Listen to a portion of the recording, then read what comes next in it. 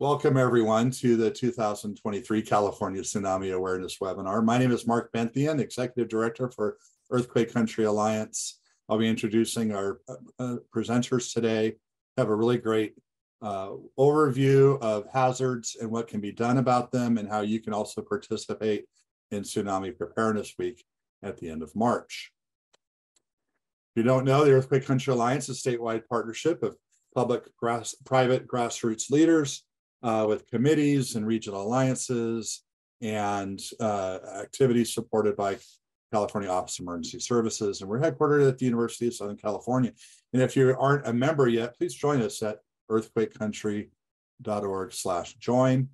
We support a lot of different development of resources and activities that really for all of you to take and use from our websites at earthquakecountry.org and in Spanish at chartermotos.org. We do support Tsunami Preparedness Week at tsunamizone.org and for California/California.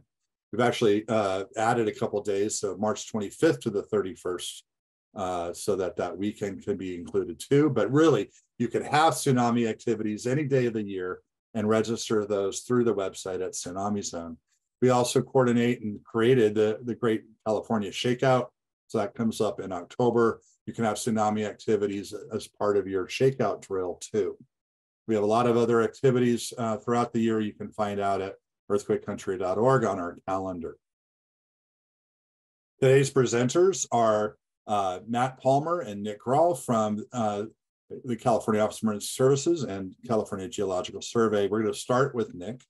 And again, if you've just joined, please put questions into the Q&A tool. That you'll find the link to that in your menu bar. And you'll see links being put into the chat about today's webinar and relevant information. If you have any questions besides for the presenters, if issues with your connection or anything like that, put that into the chat as well. So with that, I will turn over to Nick, and thank you for being with us and giving us this presentation. Hi, good afternoon, everyone. Thanks, Mark, for the great introduction there. My name is Nick Graehl. I'm a tsunami geoscientist for the California Geological Survey. I've been working on tsunamis for about a decade now, including participating in post-tsunami surveys in 2010 and 2022. Observing tsunami impact shortly after a large event is a humbling experience that'll carry with me for the rest of my life.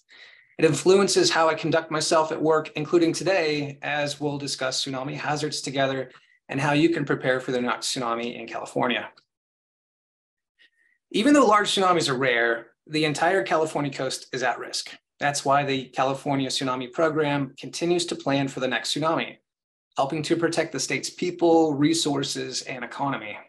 Our mission is to make California more tsunami resilient by creating tsunami hazard maps, guidance, and educational material for the general public and local officials. Our team of federal, state, and local partners help inform California's response to tsunami hazards. Next slide, please.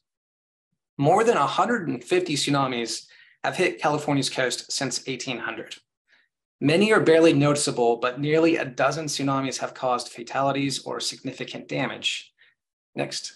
The most devastating tsunami to hit California in recent times occurred in 1964. The tsunami arrived in Crescent City about 4 hours after a magnitude 9.2 earthquake ruptured in Alaska. The first 3 surges were relatively small, and they pushed their way into Crescent Harbor.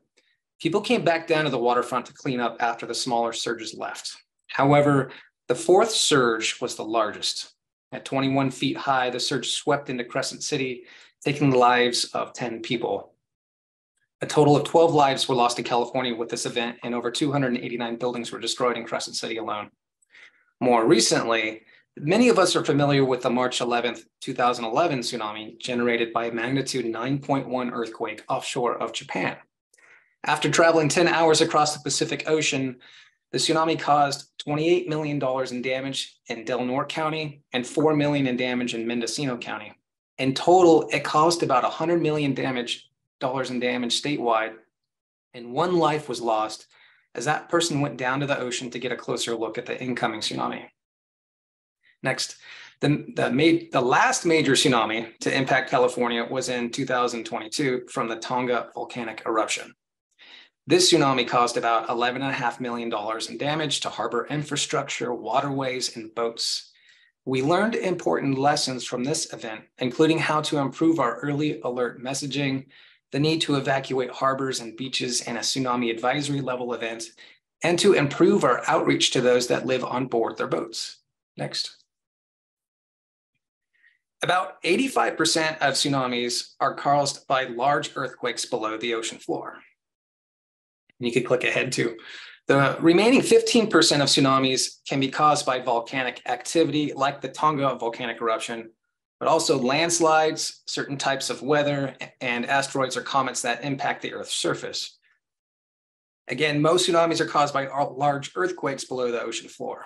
So when a large underwater fault shifts abruptly, it displaces or it lifts up the ground, causing the water above it to also lift up. Waves are generated and move out in all directions across the ocean. Tsunami waves can travel as fast as 600 miles per hour out in the open ocean, about the same speed as a jet plane.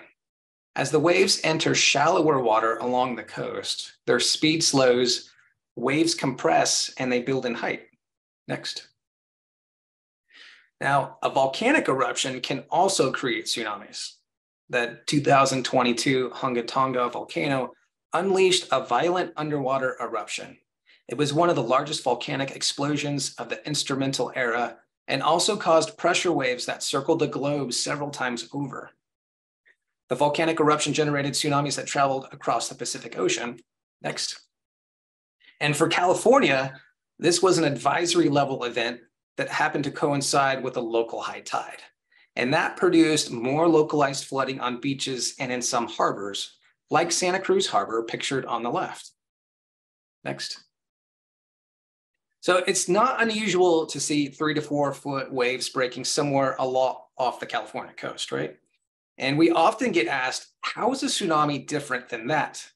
Well, a wind wave breaks along the coast in a circular curling wave. Water flows onshore and then out in less than a minute. Regular waves are good for surfing, while tsunamis are not. More on that in a bit. Tsunamis, on the other hand, they're generated by the displacement of a lot of water. Large tsunamis can travel across the entire ocean, impacting coastal locations far away. Tsunami has many surges. The first surge is almost never the largest.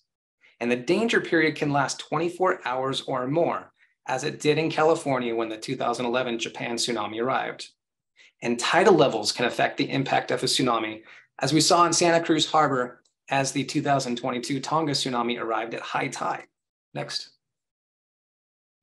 So this water height animation at Newport Bay, Orange County was produced by Pat Lynad. He's one of our collaborators at the USC Tsunami Research Center, and it compares a series of surges from both swells and tsunamis. The swell animation on the left shows the effect of the water height in the bay is minimal from the sets of swells approaching the coastline. Wind waves have a period of 8 to 20 seconds on average, which reduces their potential for flooding areas inland. The tsunami animation on the right shows how a tsunami with a similar wave height would impact the same area. Tsunami peak surges arrive about every 20 minutes, allowing the volume of water to build up over time. And the water height increases in the bay as tsunami surges continue to approach and enter the narrow opening of Newport Bay. But even if tsunamis don't flood on shore, they can still do a lot of damage because they can cause strong and unpredictable currents in and around narrow openings, like harbor entrances or narrow areas of harbors. Tsunami events can last for a very long time, with many surges, and often the first surge is not the largest. These factors are what make tsunamis, even seemingly small tsunamis, dangerous. Next. And no, you can't surf a tsunami, nor would you want to, right? Tsunamis have no face to surf like a regular ocean wave, and they can be filled with dangerous debris. During the 2022 Tonga tsunami, we saw firsthand how dangerous it was for surfers to be in the water during the tsunami advisory. The San Francisco Fire Department at Ocean Beach had to rescue vetted, experienced surfers. So don't put yourself or first responders at risk just because you wanted to try and surf a tsunami. When there is a tsunami warning or advisory, it's far safer to surf the web from your couch. Next. There are a lot of misconceptions about what tsunamis look like. TVs and they tend to depict tsunamis as apocalyptic sized curling waves, similar to what was recently shown on the TV show Fox 911 in Santa Monica, right? But in reality, every tsunami is unique, and some could get quite large, but most are small. Tsunamis may look like a sloping wall of water or a river in flood, and they're often choked with sediment and debris. Next. However, flooding from tsunamis can also look like this. These videos are from Santa Cruz and Ventura harbors. It doesn't take much to have strong tsunami-induced currents that can be dangerous to harbors, boats, swimmers, and surfers. Next. So tsunamis can be generated in any large body of water. They can strike any coastal area all around the world. Certain coastal areas are particularly vulnerable to tsunami, include beaches, bays, lagoons, harbors, and coastal rivers. California can be impacted by both local and distant tsunamis. Next. So what's the difference between a local and a distant source tsunami? A distant source tsunami is generated by an earthquake from a faraway source, sometimes on the other side of the ocean. The earthquake will not be felt because the source is far away. Furthermore, there will be time to issue and respond to official notifications. Distant tsunamis can arrive in California 4 to 13 hours, depending on where they originate. The largest distant source tsunami threat to California is from a massive earthquake in the Alaska-Aleutian Islands region. It would take about 4 hours for a tsunami to arrive along the northernmost coast. This should be enough time for everyone in California to evacuate by foot. We don't recommend evacuating by car, as you could easily get stuck in a traffic jam. Next. So now let's zoom in to the Pacific Northwest to get a closer look at our regional tectonic setting. Next. To create a large tsunami that can travel across the ocean, a very large uplift of the ocean floor is needed. This can occur along tectonic plate boundaries called subduction zones, where one plate is being pushed under another. The map on the left shows the original tectonic setting with plate boundaries and faults. The triangles show where the Cascadia subduction zone is located offshore of California, Oregon, and Washington. The animation on the right shows how a tsunami can be generated from a subduction zone earthquake. Over time, stress builds up on the fault until it's released suddenly during the earthquake. The sudden upward movement of the seafloor moves the entire water column all the way up to the surface, causing a tsunami that spreads out in all directions. Oh, well, the little animation would just show the two plates converging and a little tsunami is generated. That's okay. The biggest local source tsunami to the northernmost part of California is from a major earthquake on the Cascadia subduction zone. That's the 700-mile-long undersea boundary where tectonic plates are colliding. Scientists have geologic evidence that this subduction zone has generated many large earthquakes, with the last large earthquake and tsunami in 1700. A similar 1700 event today could cause 5 to 6 minutes of shaking and give people very little time, just minutes, to get to high ground. It could send surges up on shore, up to 50 feet high towards Crescent City and 30 feet high surges along the outer coast of Humboldt and the Eureka area. Next. So local tsunamis can be generated by the sudden movement of offshore faults like the Cascadia subduction zone, or by submarine or coastal landslides. The underwater landscape offshore of California reveals areas that have experienced large landslides in the past, capable of producing local tsunamis. One example location is off the coast of Los Angeles, as shown in the figure on the right. A submarine landslide will generally not be large enough to travel great distances, but it can cause a local tsunami that can arrive in minutes. Next. Official tsunami warning signs will only be provided in distant source tsunami events, as there will be enough time for official notifications to go out. Official sources of information are wireless emergency alerts or text messages, messages over radio, TV, outdoor sirens, or from local officials. Tsunami.gov is the official online source for tsunami event information. Next. With a short amount of arrival time from a local source tsunami, it's important for you to know how to recognize and respond to natural tsunami warning signs, right? Natural warning signs are if you feel a strong or long earthquake, you hear a roar from the ocean, or you see a sudden rise and fall of the ocean. Any one of these may indicate danger. Do not wait for all three warning signs. If a tsunami is generated, it could arrive in minutes. There will be no time for an official warning. Remember, the felt earthquake will be your warning. If you're in a tsunami hazard area, go to high ground or inland as soon as possible. Do not wait to be told, and encourage others to leave with you. Next. The California Geological Survey, in conjunction with the Governor's Office of Emergency Services and local county, city, and tribal agencies, have updated the official state tsunami hazard area maps for evacuation planning online at tsunami.ca.gov. Next. The updated maps use higher resolution modeling for all low-lying populated areas to assist local agencies and the public in evacuation planning.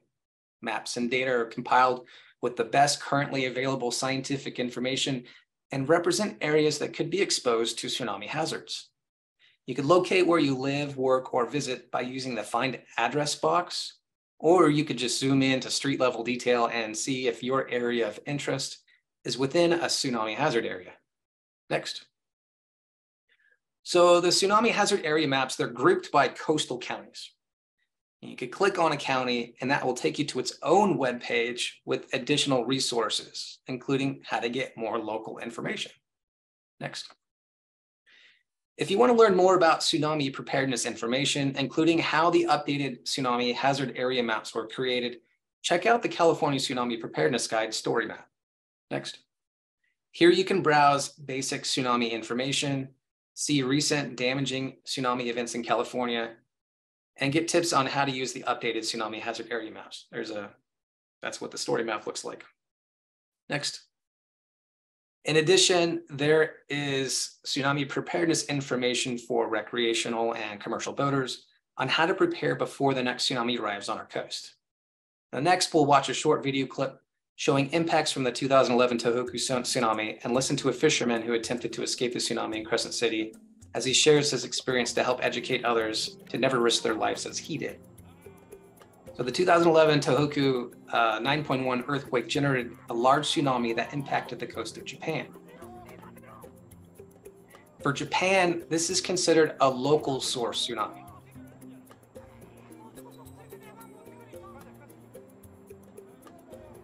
People in Japan had only minutes to evacuate the locally generated tsunami. After the tsunami was generated, it traveled across the Pacific Ocean, arriving on the California coast about 10 hours later. And here it's being shown arriving in Crescent City, California.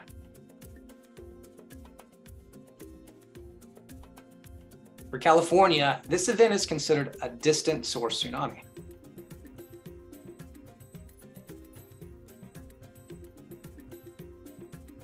I come down to the dock about 5:30, 5:45. I was 6. There were still boats leaving and any excuse not to go, and I had a bunch of them.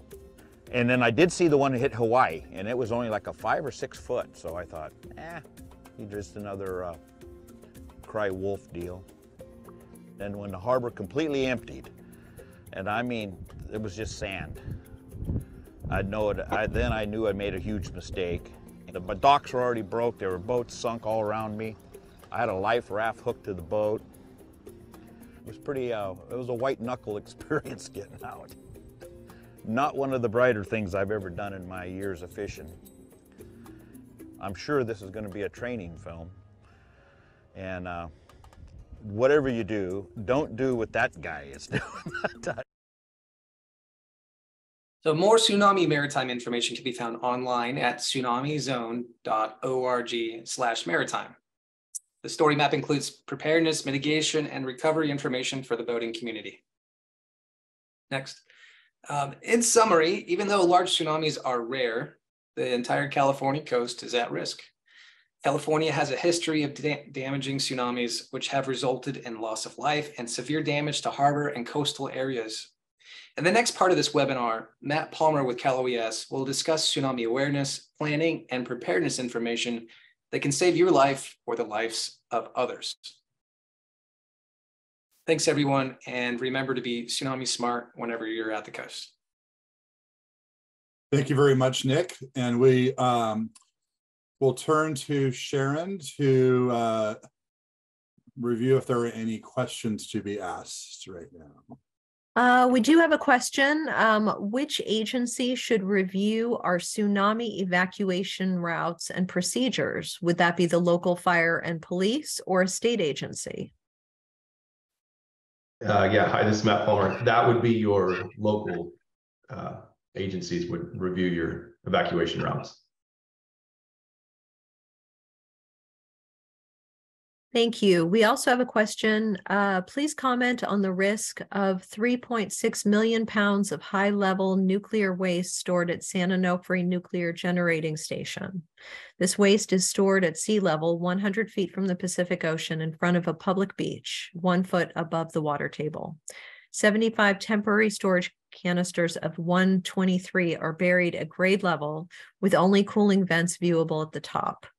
These canisters are convectionally cooled, but tsunami debris would undoubtedly clog the canisters, endangering stopping of cooling. What is your team's take on this risk, please? And thank you for your presentation today. Our maps are for evacuation planning purposes only, right? So the maps that we have that cover San Onofre Nuclear Generating Station show that they do not need to evacuate San Onofre with our updated evacuation areas. So you could go online to our new maps and you could check that out. And I'll just leave it at that. Thank you. That's it. Thanks, everyone.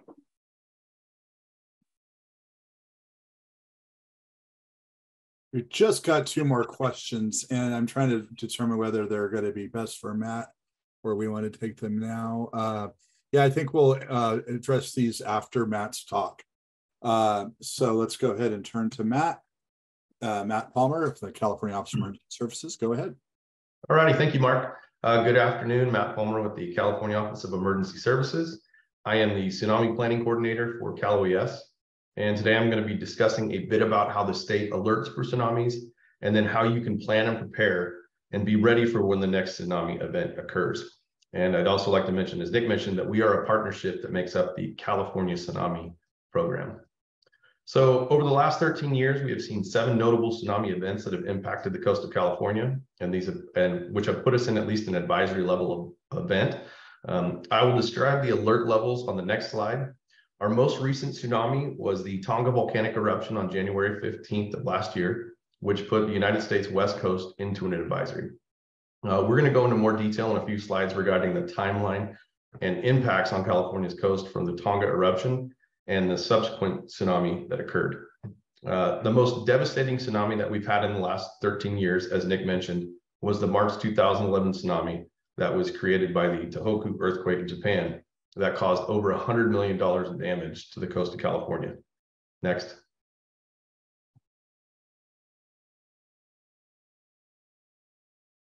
So I'm going to discuss the 4 levels of alerts. So starting from the bottom and working our way up, the first is the information statement that there says there was an earthquake somewhere in the Pacific Ocean, but no tsunami threat is expected. Then we're going to go to the tsunami watch.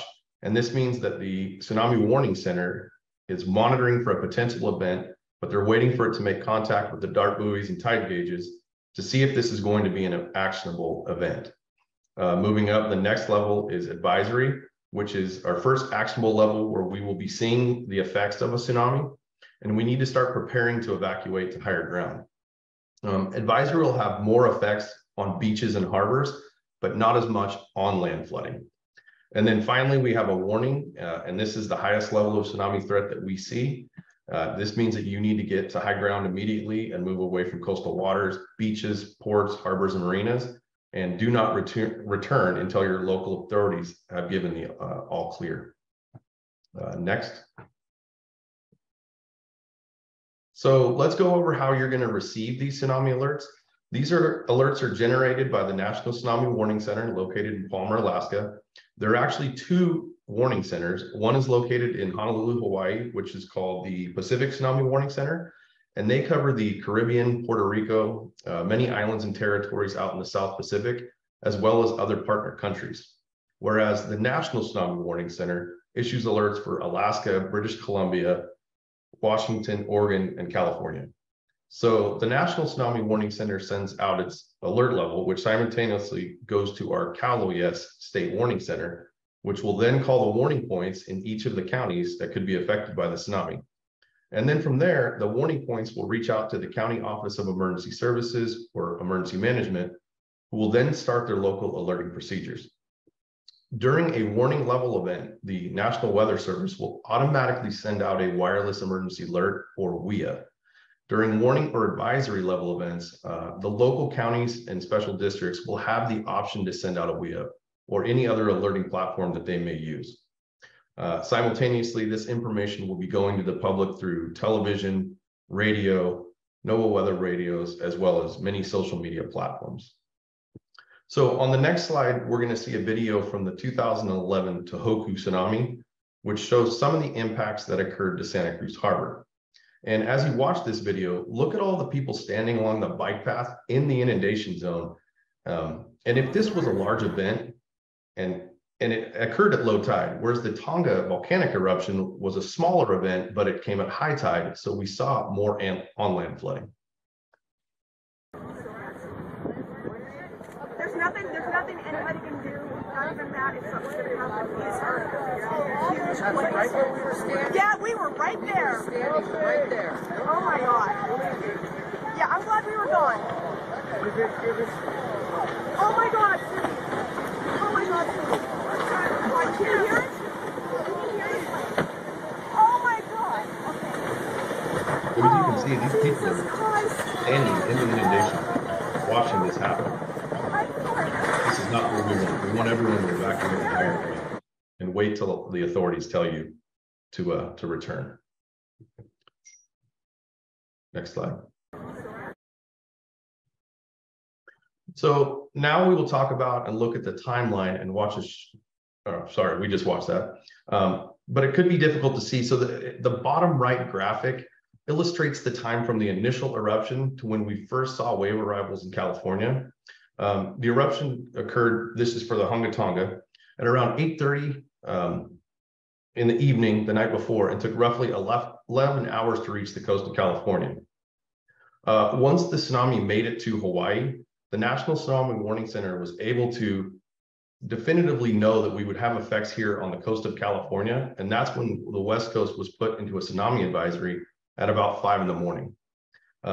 California continued to see the effects of this tsunami for about 28 hours after the initial surge.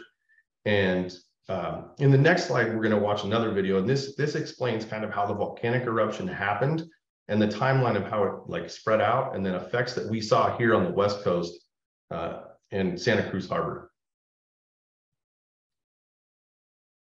Next one. Large waves slammed ashore up and down the U.S. West Coast Saturday after a volcanic eruption in the South Pacific Ocean caused a tsunami. This person in Pacifica, California, was doing what officials warned people not to: stay away from coastal shorelines due to the danger of being swept away. And that's exactly what happened to two people fishing on the coast west of San Jose. Both were taken to the hospital. In Santa Cruz, water flowed into streets after rising in the city's harbor. One of the biggest waves, 4.3 feet, was reported in Port San Luis on the Southern California coast. Large waves were also reported in Monterey, San Diego, and San Francisco, as well as parts of Oregon, Washington, and Alaska. Earlier, waves over 2 feet were reported in Hawaii.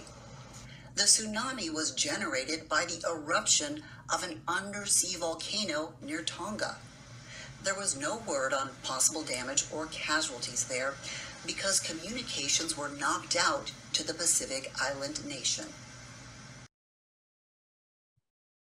So as you can see, there was quite a bit of on-land flooding from this Tonga event. As to where the 2011 we didn't have as much, it was mainly harbors and marinas that were affected. So how do we prepare for when a tsunami is on its way? A few ways are, if you live near coastal areas, learn about your tsunami risk. Know the signs of a potential tsunami, like Nick had mentioned, such as a loud roar, or all of a sudden the water is receding. If the earthquake is shaking, or if the ground is shaking and earthquake is occurring, that's kind of a telltale sign that a tsunami is going to happen.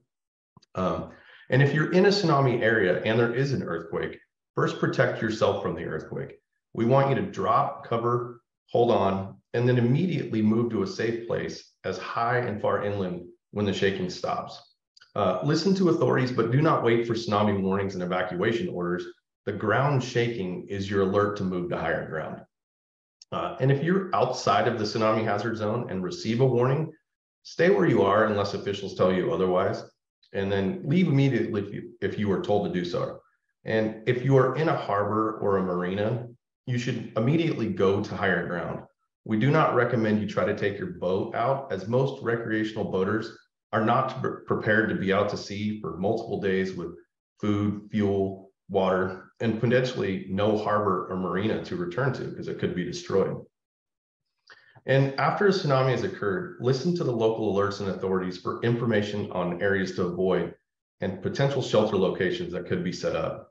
And avoid going back to the inundation zone or area where the tsunami occurred, as there could be dangerous debris in the water, and it could be deeper than it looks. And like Nick had mentioned, there could be more surges coming because the first surge is not always the biggest. So potentially you could get back into the impact zone and be injured or subsequently killed because you went back before the event was concluded. So please wait until your local authorities give you the all clear to return back to the impacted areas. Next, please. So here are 3 websites that you can go to find out if you're in the hazard zone. You can go to the CalOES My Hazards webpage and enter your address, and it will give you the hazards for everything associated with that address, be it flood, fire, earthquake, or tsunami, and then ways that you can prepare and mitigate against those hazards.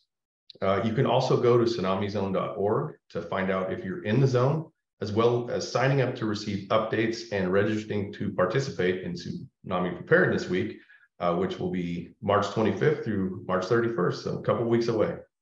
And then finally, tsunami.ca.gov is the California's state level tsunami website. As Nick had mentioned this, and it houses a lot of great resources, all of the updated inundation maps that the California Geological Survey just completed last year. And I highly recommend going to all 3 of these websites to get great resources and how-to information on preparing not only for tsunamis, but other natural disasters as well. Next, please.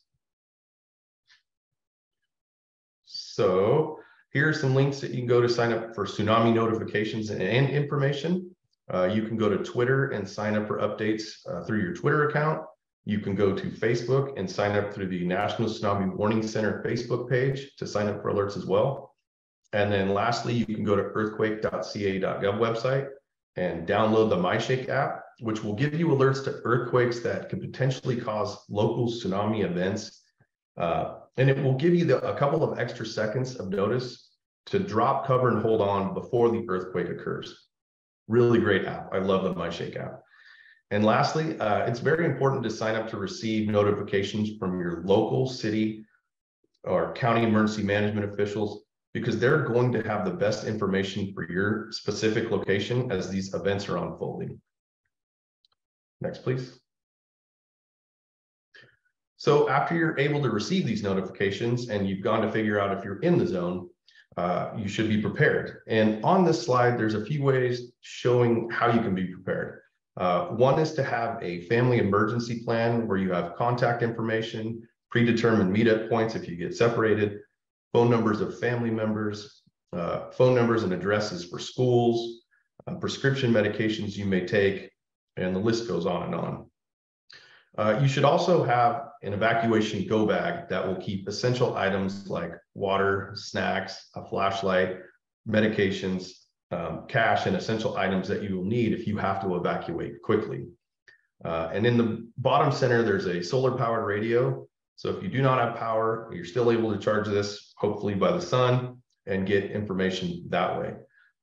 And all of these items are good for any number of disasters, not only tsunami, but fire, flood, earthquake, any disaster that we face here in California. And on the next slide, we're going to watch a great video that NOAA created describing a tsunami event, how it affects you, and ways to prepare. Thanks, Mark.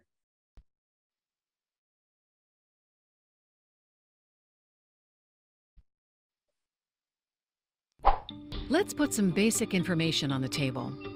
While more common in the Pacific, a tsunami can strike any coast, anytime. It's one of the most destructive forces in nature. A series of waves, usually caused by an undersea earthquake. These powerful, fast-rising floodwaters can smash everything in their path. Even small tsunamis can be dangerous, especially to swimmers, surfers, and boats in harbors. But there are ways you can prepare. First, understand the warnings. If an official warning is issued, do what it says. Just as important, pay attention to warnings Mother Nature provides. You may feel a strong or long earthquake. You may see the ocean suddenly rise or fall, or hear a loud roar. If you experience any of these, a tsunami could be coming. Protect yourself. Quickly move to high ground or inland away from the water. Stay out of the tsunami hazard zone until officials tell you it's safe. The first wave may not be the last or the largest. Dangerous currents are possible for several hours or days. Prepare yourself by doing a little homework. Think of places where you spend your time and map out routes to safe places, high ground or inland, away from the water.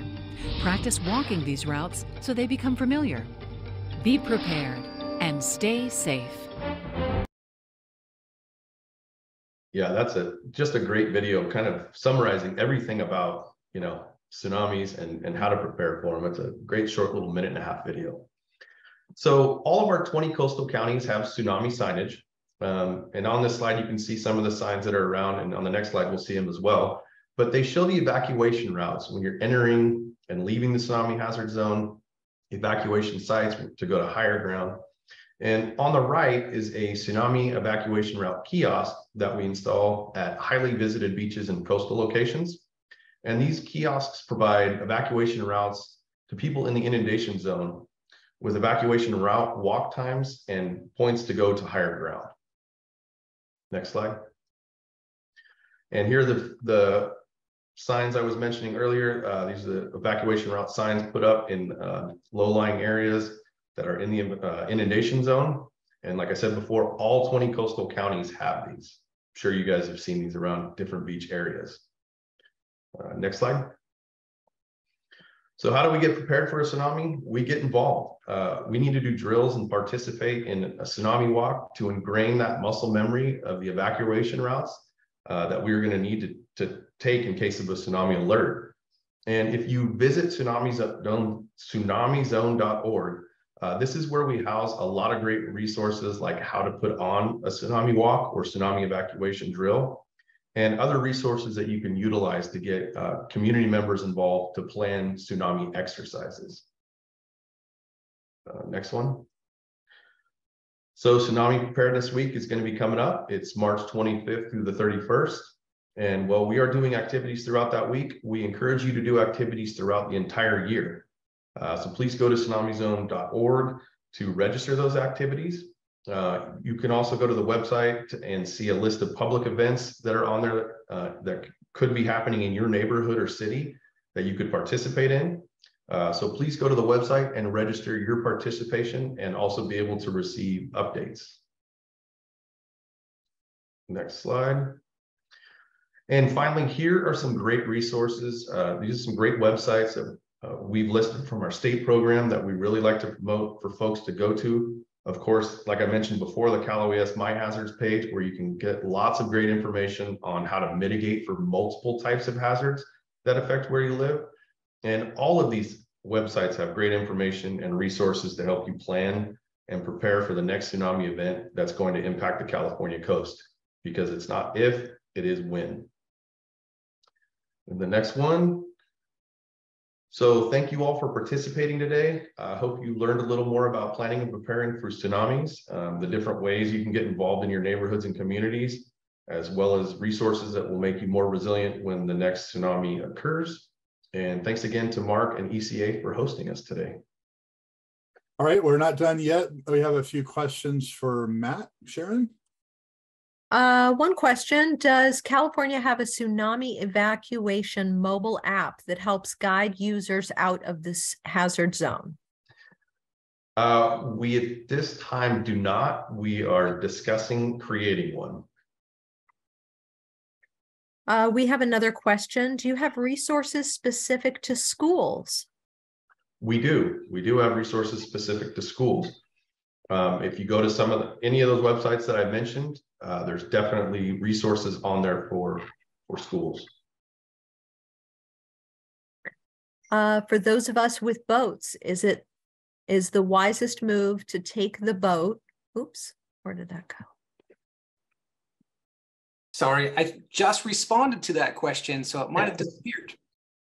There you go. Okay, it disappeared. But he was asking, is the best or wisest thing to do is take your boat offshore before a distant source tsunami. And I was responding and I was saying, in most cases, it's safer to leave your boat and evacuate outside of the tsunami hazard area. Because most of the time we're going to have smaller events and it's just safer to keep your boat docked in harbor and get to higher ground. And if for whatever reason in a distant source you do decide to take your boat offshore, which we don't recommend, make sure that you get at least 30 fathoms offshore, as that depth of water doesn't have as strong tsunami-induced currents. But you have to remember, if you go offshore, you could be stuck out there for several days or longer if you don't have a safe harbor to come back into, because a harbor might get destroyed. Right, and to echo what Nick was saying there, now you're out in the open water and you're causing another hazard. Now Coast Guard has to come and rescue you if you're not prepared to be out there for days on end. So again, we highly recommend you just leave your boat and go to higher ground. And what is 30 fathoms? 180 feet. Yeah. And like this happened in 2011 in Crescent City, where the harbor got destroyed. There were some boats offshore. They weren't very prepared. And they had to motor somewhere to the next closest harbor that wasn't destroyed. And they had to motor all the way from Crescent City up to Brookings in Oregon. Luckily, they had enough gas to get them there. Another question in the Q&A is, are there any resources for wheelchair-bound people? Yes, we definitely have ADA resources for wheelchair-bound folks as well. And a lot of that is on most of those websites.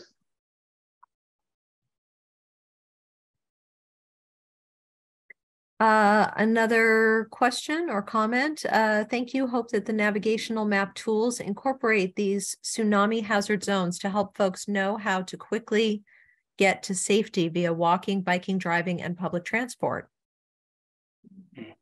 That's actually an interesting question, because we could dissect that one a little bit. What we try and tell people is that to not drive out, right? Because in most instances, everyone's going to have that same reaction and it's going to be a traffic jam and you're not going to be able to get out in time. So we've done pedestrian evacuation time modeling in a number of locations throughout the state. And in a distant source tsunami, there's enough time for everyone to walk out on foot. And that's what we recommend. Another question is, are the specific requirements for signage in the tsunami hazard zone? Yeah, so the 6 signs that we have are all approved by Department of Transportation, by Caltrans. And they have that blue background and black lettering, or I'm sorry, white lettering. And so those are all approved. I hope that answered the question.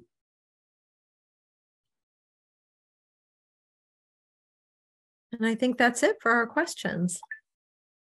And just to let everybody know, we'll, again, as mentioned, the webinar recording will be on the website, both on tsunamizone.org on the California section and on the earthquakecountry.org page where you registered by early next week. If you're an ECA member, you'll get an email about that at some point that's available, but just go ahead and look at the website for the recording. We will put the PDF of all the slides there as well. And I'm going to continue with a few other additional slides. Just a reminder about, and we'll come back with some final questions. Remember to register your tsunami activities, and that could be many, many different things. And I'll go ahead and turn my camera on. It could be that you do a tsunami walk to your safe area. You could even just kind of with your household really, or your business, look at what the tsunami zones are if you're near or outside of one. Could be attending an event at a museum or aquarium as is being planned in different parts of the state and different activities. You could participate in a communications test. All sorts of things you can do, and they're listed at the how to participate part of the Tsunami Zone website. You can then register those activities during Tsunami Preparedness Week or any day of the year at tsunamizone.org/register. And if you are organizing one of those events that's open to the public and or to news media, you can also go to tsunamizone.org/calendar and add it there. So that other people can attend your event. So 2 different places, one for counting your participation and being listed as a participant, just like what you may do for Shakeout, and the other for letting people know about your events. As a reminder, the Earthquake Country Alliance organizes what to do to be safe before, during, and after, according to the 7 steps to earthquake safety, which you can find here, earthquakecountry.org/7 steps, and in Spanish at terremotos.org/siete pasos. We have information for tsunamis under step 6 after the earthquake, but still during the danger period. Our websites, again, are earthquakecountry.org and terremotos.org, also Shakeout for California and Tsunami Zone. We also, on the earthquakecountry.org page, have materials mostly focused for earthquakes right now in 16 languages. We're going to be working to expand the materials available in multiple languages on the Tsunami site, and also working with the state agencies to do so, as more certainly is needed there. And one thing you could put into the chat, we would love to see, is something that you've learned today, something you're going to do, or maybe a resource you're going to use, or what you're going to tell others. So we'd love to see you kind of just add to the chat and share that. We'll go back to Sharon for additional questions. No additional questions. Okay. There are some questions that have been answered in text by Nick that if you go to the Q&A section in the answered section, you'll then be able to see. So, but we can still answer questions by voice here too. We have 4 minutes left. So someone has written that they're organizing a tsunami evacuation walk in their community. I don't know if that's a question or just a thing you're doing. And definitely, if you are, again, please go and add it to the tsunamizone.org/calendar page, fill out that form.